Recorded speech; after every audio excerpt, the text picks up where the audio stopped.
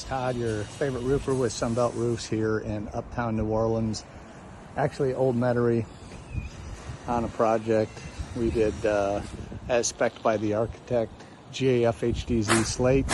We're going to be putting Hecker concrete hip and ridge tiles on here to match the house. So these are kind of additions of a pool house and a garage. We're going to be coming back with TPO on this low slope area, which will wrap up over the top of the parapet wall.